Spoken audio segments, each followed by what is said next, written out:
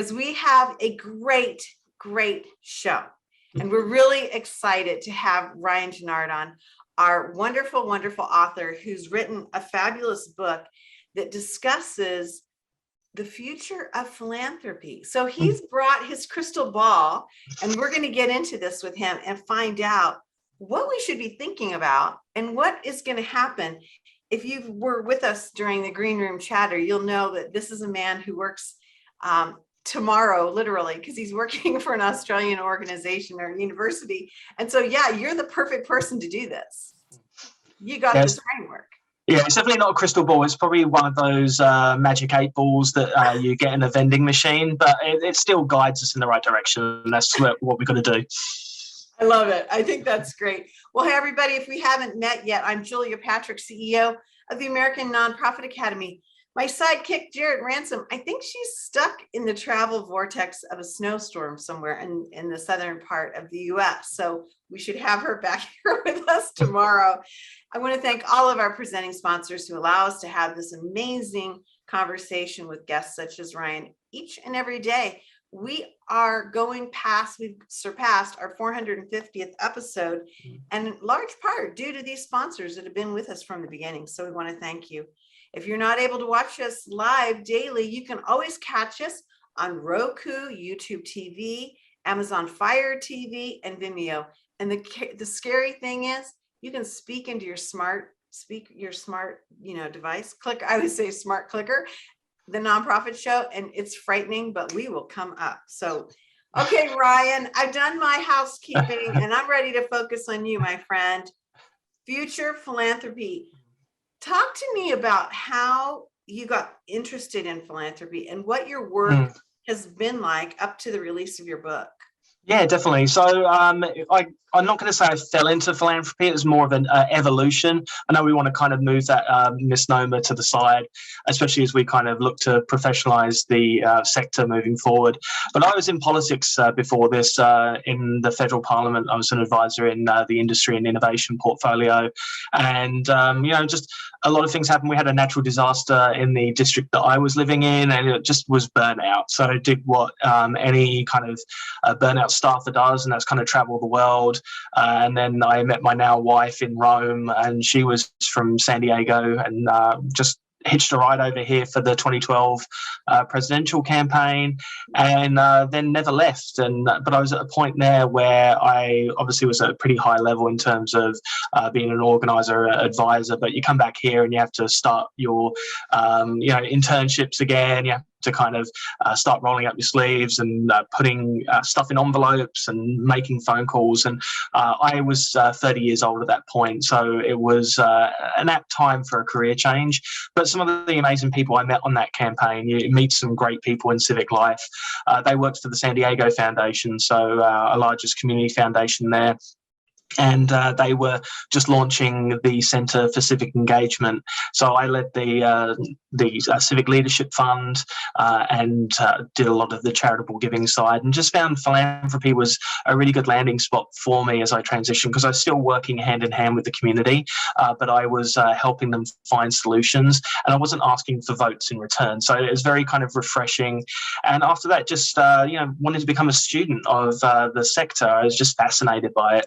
So I left kind of the security of being part of a $1 billion endowed institution and went to a really innovative nonprofit to be their development director. And, they had a small donor base, but they had something magic. It was an educational nonprofit where students who were going to be the first in their family to graduate high school and then go on to college. And it was like a 12-year plan that used this sport of squash to get scholarships at like Ivy League schools and get full rides. And it was on NBC with Lester Holt recently, because back when I was part of that, we managed to secure $12.5 million for a new education centre, and they're doing amazing stuff. So when I finally get back to San Diego, I can't wait to go see Access Youth Academy and all the great work they're doing there.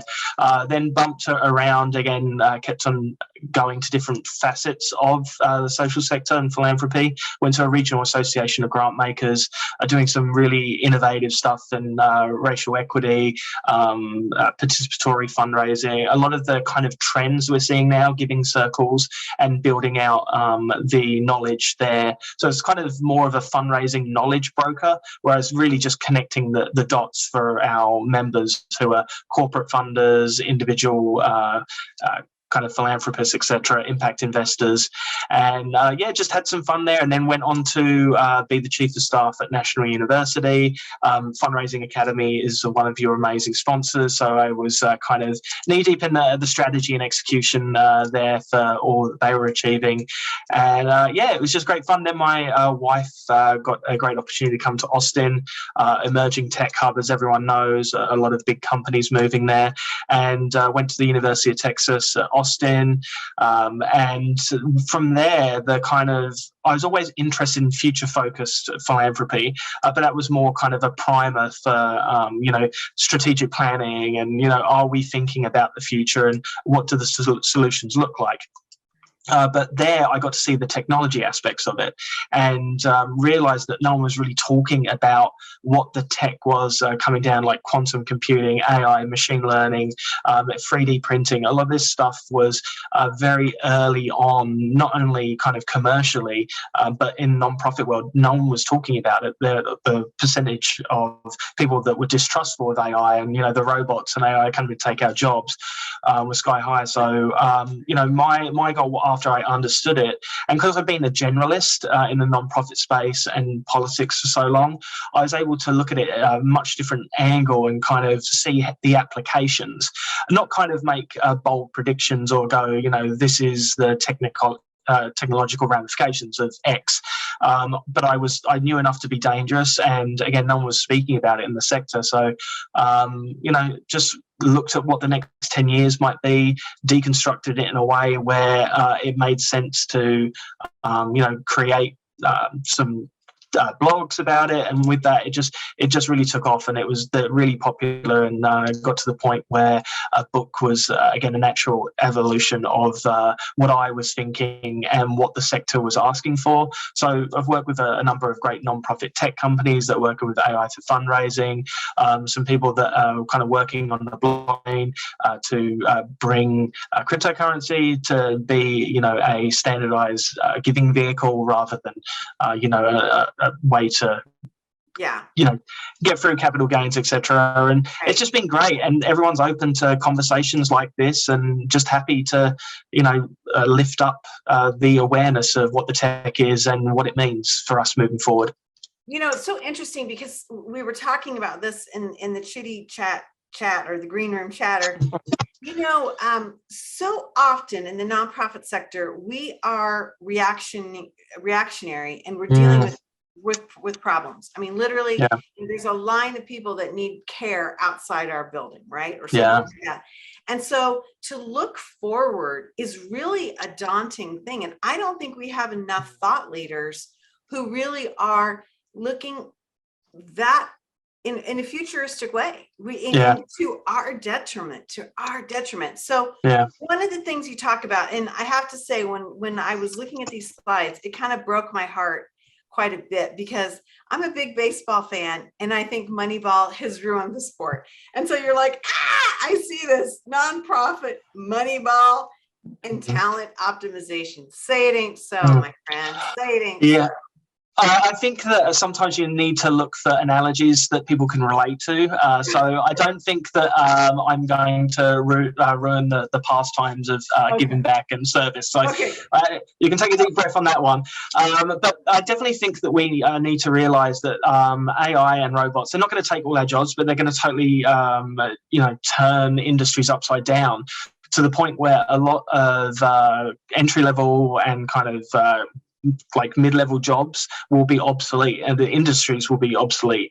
And a lot of those folks are, unless we have a big upskilling kind of strategy through the federal government, we're going to see a lot of people come to the services industry, to healthcare, to kind of food, but also to the social sector and non-profits. So with this kind of Moneyball thing, it's really identifying the skills and talents that are transferable, and realize that impact investing is a new kind of emerging industry, and the people that have had access to it, it's mainly been people that have been in the financial services, which doesn't lend itself to people that work hand in hand in the communities or represent those that you wish to serve. So again, it's identifying what the jobs of the future are going to look like for nonprofits. I think we'll see community organisers. I think that we'll see, financial analysts. I think that we'll see a lot more technologists, etc. So again, it's inviting them into the sector, see that they've got a home there, and that they can lift up society in a way that benefits all. But things have to change there. Like, we have to remunerate our staff fairly, pay them what they're worth. We can't have these kind of entrenched structures where we're bringing people in at different levels of pay when someone else in the same position isn't getting it. There needs to be real talent pipelines, so we're investing in our folks. Like, when I see that budget line that says staff development, it shouldn't be just going to a conference. It should be helping them credential, to learn more, to go through the fundraising academy, to get their CFRE, and also work arm in arm with them so that they see themselves in the organisation. And when a long-serving CEO moves on, that they look within first rather than kind of going out of town. And this is what kind of got me interested in the non-profit space, because I've seen such a cliff face with people that will go through emerging leaders cohorts, would join YMPN, EPIP, etc., and would have that investment, and people would come in as an intern and be rapidly moved into middle management, and then they would be there for 10 years waiting for the person that just went through that process to move on, and then they were never the people that got there. And what you'd see is people would just drift. They'd either move out of town to get a better paying job, or a job where they could have that leadership experience, or they'd have the families. Like, life would happen, and you're basically losing civic assets, because when you get to 40 and you're actually starting to come back into senior leadership, you're pulling the levers of change. It's very hard to go, okay, to your partner, I need to go to town hall today to put forward my voice, why we should have a dog park kind of thing, when you have your child's piano recital. Like, these are all things that are a real tension in a non-profit space. And I think that if we invested early in our talent and people saw themselves, they wouldn't be bouncing out. Fundraisers leave after 16 months. They go back to the private sector. So non-profit Moneyball is about identifying talent and really nurturing it to a point where it's going to help our sector be as effective as possible. And I think tech's going to come in and really help inform these future leaders about what we can do. We can move beyond triage for philanthropy, and we can start seeding the solutions of tomorrow. It's so interesting, because we talk about this a lot, and time is blowing by, and I want to get on to this next question, but I can tell you that I have a lot of hope by just seeing how much the American university system is now offering degrees and actual educational tracks just for philanthropic management, nonprofit management. And, that's something that did not exist until very recently. And so I agree with you. I think this is an exciting time. Now, you talk part and parcel about this, of that we need to really look at reimagining institutions. And that's a big part of, I think, the direction of future philanthropy, your book. Talk to us about what that means.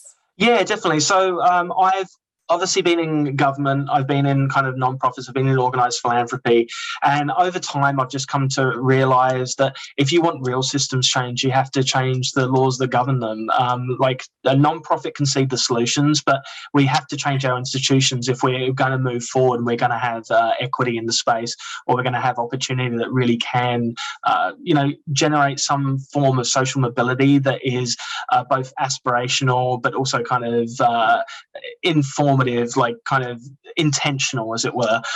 So Reimagining Institutions was a fun kind of part of the book, because it basically wove in the theory of kind of the talent that's going to drive it, and also the trends that would fuel it, and look at some of the monoliths that we have at the moment. Like, we even looked at the US Postal Service, realizing, well, if we didn't do Saturday delivery, we could save $3.1 billion, and that could go into the social space. The post office could be an additional banking pillar that could seed solutions by being a fiscal agent for rural communities.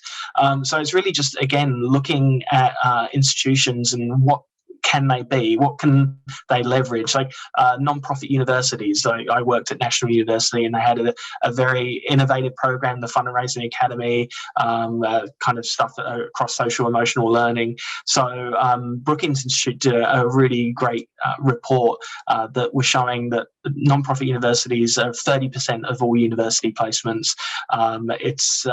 There's 1,600 institutions, and donors, mega donors, are actually going to non-profit institutions to build products, to drive policy, to build projects out, to test out some of the solutions of the future, rather than building their own private foundations. So I think we're seeing a shift here in the flexibility and the more of a kind of entrepreneurial style to philanthropy and its solutions that it can garner. And I think that's a really good point, because that is leads me to the next question, and I guess the next point, because we are looking at so many new ways. I think this pandemic, and we always like to say there have been a few pandemics, civil unrest, we've had economic, we've had health, political pandemics, if you will, that have all been in this short run. What do you see are philanthropic trends? And when you say they're at a tipping point, what does that mean? Because sometimes the tipping point's scary, and sometimes it's really liberating. I'm like, I can't wait to hear what you have to say on this. Yeah, it's funny. The book took around 2 years to write. Obviously, there was a lot of interviews that went into informing the process. And a lot of the trends are like impact investing, giving circles, kind of building that culture of giving. But over the past 2 years, I've really seen that the trends in terms of tech have been accelerated to a point where they're really becoming the focal points. Like we're seeing organizations now that are tackling donor advised funds. Like regardless of what your position is on that, the main sticking point for them being effective was really, how do you get money out of the door in a timely fashion, so you're not hoarding billions with the intent of actually getting it into the community. But two, they were a vehicle that was really there for wealthier individuals. Like for a community foundation to open a DAF, it was $25,000. Then Schwab came in, Fidelity came in, and they kind of mixed up the sector a bit, but there was still $5,000 to come in. Now you're seeing organizations like DAFs, which is kind of an app where it's free to open up a donor advised fund and start giving from that moment on. And they're investing in kind of diversified portfolios that have environmental impact, that also are looking at kind of cryptocurrency as well to kind of make gains for the individual. And there's only a matter of time before you're going to start seeing data and dashboards there of real-time stats and the impact you're having, which is then going to incentivize and gamify a bit more to give more. And I think that's going to be the key ingredient to making sure that giving becomes, reaches that ceiling of over 3% of GDP. And I know that the sector's been crying out to move past that as a humongous milestone. So, I think tech's going to come in, AI and fundraising. It's not going to be the fundraiser, but it's going to inform us in ways that we've never been able to in the past. It's going to be able to go through kind of data sets and visualize them in ways which we didn't understand that could be a major gift donor. I think that this year we're going to start seeing a lot of higher ed organizations that have big campaigns have like some 8-figure gifts because someone has been literally pinged by a machine to say you should talk to this person. So it's exciting, and the tipping point can be scary, but we have to realize the nonprofit sector is always 10 years behind the game in terms of technological trends, where we end up being looked at as another revenue vertical rather than kind of working arm in arm to solve solutions that have plagued our society for decades. Exactly. Well, it's such an interesting thing too. I mean, we have this phenomenal wealth shift, especially in our country. We have an aging society. We have societal norms that are changing, and then we have this, huge leap of interest, I would say, in service. And so it's such a fascinating time to be in this. We have a really interesting question that's come in. It's from Lauren, and I'm going to throw this at you because it really fits with, I think, what we're talking about, Ryan. Her question is, what is your insight about the role of seniors, baby boomers, with nonprofits, leaving retirement, returning to the nonprofit field? I mean, I would add the Great Resignation, people of different socioeconomic means where they're like, okay, I've built my nest egg and now I want to do something that is more, spiritual for me. What do you see this in the mix? Yeah, I definitely think that we need to be like everyone that is in that space, jump on board. We need your help. We need to kind of, know when to link arms, know when to kind of get out the way, and know when that person is has an opportunity to lead, kind of thing. So I know that the sector sometimes calls out people, of certain demographics, etc., or different stages of their career, saying kind of let the younger folks go through. But folks need to be realised they're not being called out; they're being called in. And we really need to embrace all hands on deck.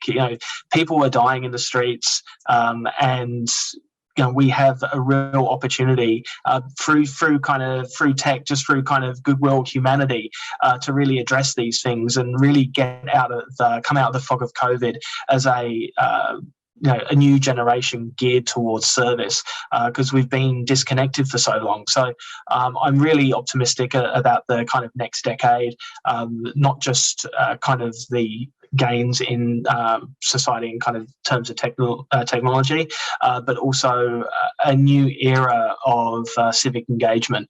And I think we're seeing that with kind of voting participation going up, no matter how polarized it is. We're seeing more engagement on that front, and that can only be seen as a good thing. It's just, how do we kind of make it a fair and kind of level playing field for all people to be actors in society?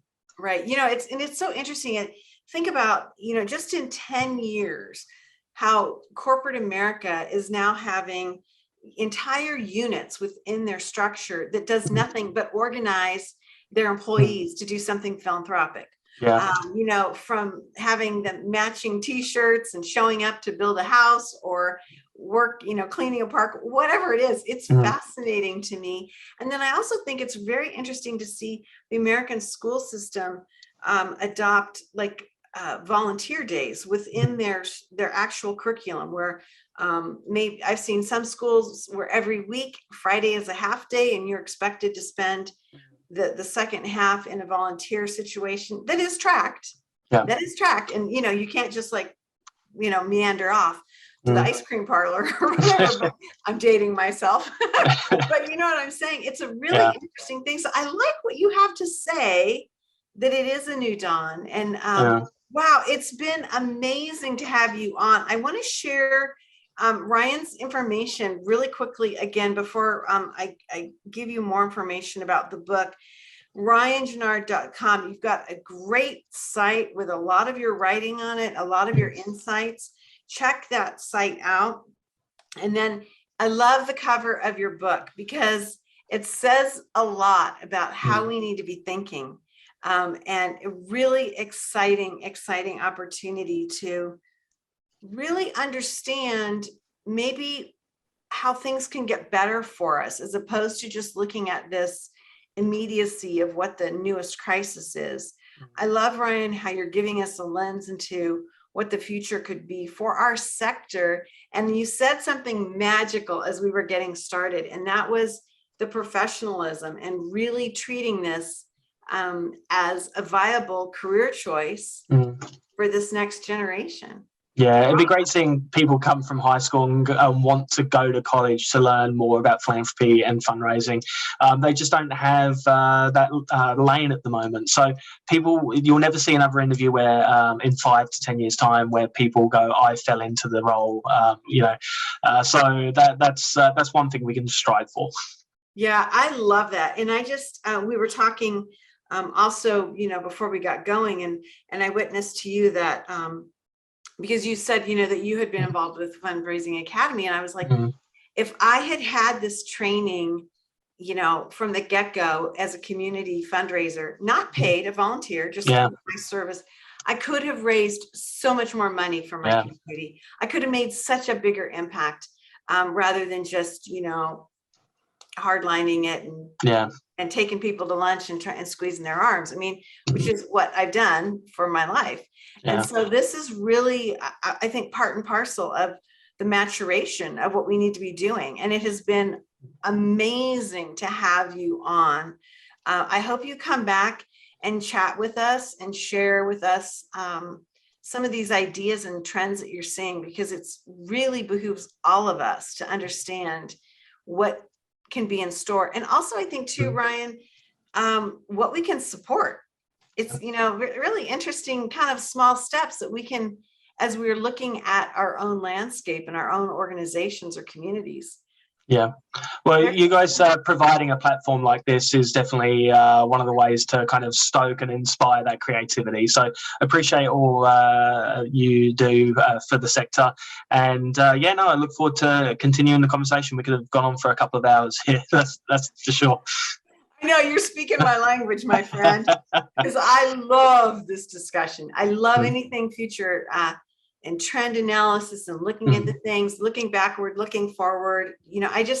I think that is the genius of success. If you can kind of put yourself in this position, and it's really hard. It takes a lot of patience and vulnerability. I'm a big proponent of the 10-10-10 rule. Where are you going to be in the next 10 months, 10 weeks, and 10 years so that you can help pull yourself out. And so this has been super, super cool. I have really, really, really enjoyed this. And we have another viewer that's written in, great conversation. I look forward to reading this book. So Future Philanthropy, you can get this book. You also have it available on Kindle, which is super cool. And so, we are just delighted that you were here with us today. Again, I'm Julia Patrick. My trusty sidekick, Jarrett Ransom, will be back with us tomorrow. Again, we want to thank all of our presenting sponsors who are with us day in and day out, who allow us to really dig deep into some conversations that we don't often get to have in our sector, because we're so busy trying to, fend off the wolves at the door, as my mother would say.